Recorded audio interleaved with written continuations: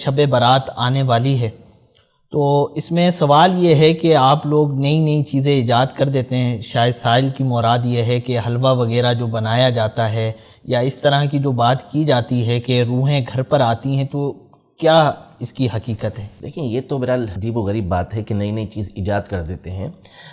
نئی بات وہ کہ جو شریعت مطہرہ کے خلاف ہو اس کو ایجاد کرنا تو ظاہر ہے یہ درست نہیں ہے. اور یہ تو اس کے بارے میں فرمایا کہ یہ بدعت ایسی ہے کہ جو جہنم کے اندر ہے، اور ایسا نیا کام کہ جو شریعت مطہرہ کے اصول کے موافق ہے.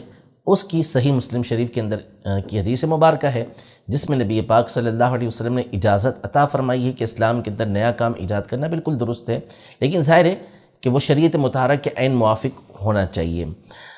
باقی رہا حلوہ بنانا، تو ظاہر ہے کہ مومن میٹھا ہوتا ہے اور میٹھے کو پسند کرتا ہے، تو وہ چاہے وہ شب برات کے اندر بنایا جائے، شب معراج کے اندر بنایا جائے، یا کسی بھی دن بنایا جائے، بنانے میں کوئی حرج نہیں ہے. جو اعتراض کرتا ہے وہ بھی حلوہ کھاتا ہے، جس پر اعتراض کیا جاتا ہے وہ بھی حلوہ کھاتا ہے. ہو سکتا ہے اعتراض کرنے والے زیادہ کھاتے ہوں، اور شاید جو ہے وہ بیچتے بھی زیادہ ہی وہ لوگ ہوں کہ جو اعتراض کرتے ہیں. تو اعتراض جو ہے وہ اعتراض جو کرتا ہے اس کے بارے میں عربی زبان کا ایک مشہور مقولہ ہے کہ المعترض کالاعمی.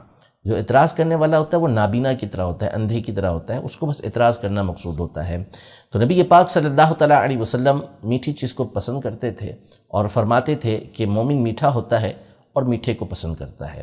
تو میٹھا کبھی بھی بنایا جائے، کسی بھی دن آپ بنائیں، اچھی نیت کے ساتھ بنائیں گے، ثواب بھی ملے گا اس پہ اور کھانا بھی اس کا درست ہوگا. اب رہا شب برات کو بنانا، تو شب برات بھی ایک دن ہے، ایک رات ہے، اس میں آپ بناتے ہیں تو اس میں بھی کوئی حرج نہیں ہے. 15ویں شعبان کے دن میں بناتے ہیں تو اس میں بھی کوئی حرج نہیں ہے. ہاں، کوئی ناجائز کام اس میں آپ کر رہے ہیں، حرام مال کمایا ہوا ہے جس سے اس سے آپ بنا رہے ہیں، یا اس کے اندر کوئی حرام چیز استعمال کر رہے ہیں، تو وہ ایک الگ بات ہے. لیکن کوئی بھی ایسا نہیں کرتا. حلال طیب مال سے حلال طیب چیزیں بنائی جاتی ہیں، اور حلال طیب چیز کھانے کا قرآن مجید فرقان حمید کے اندر حکم موجود ہے. باقی یہ رہا کہ پہلوں نے نہیں کیا اب آپ کرتے ہیں، تو بہت ساری چیزیں ہیں.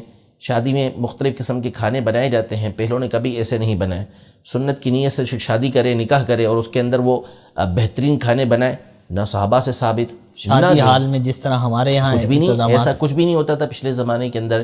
لیکن اب بڑے بڑے لوگ جو اعتراض کرنے والے ہیں وہ بھی اسی طریقے کے معاملات کر رہے ہوتے ہیں، تو پھر وہ بھی بند کر دینا چاہیے. حالانکہ کوئی بھی اسے بند نہیں کرتا. تو اس سے دین کے اندر کسی طرح کا کوئی خلل نہیں ہے، یہ دین کے کسی بھی طرح خلاف نہیں ہے.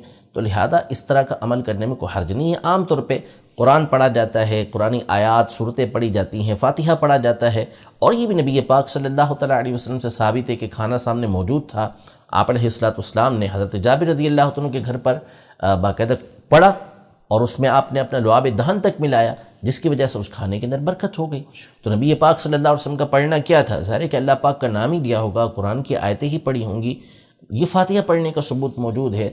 تو لہذا اگر 15ویں تاریخ کو، شعبان کی 15ویں شب کو یا 15ویں دن اگر کوئی حلوہ بناتا ہے، اس پر فاتحہ پڑھتا ہے، تو قرآن و سنت کی روح سے یہ بالکل جائز ہے، اس کا تقسیم کرنا بھی بالکل ٹھیک ہے.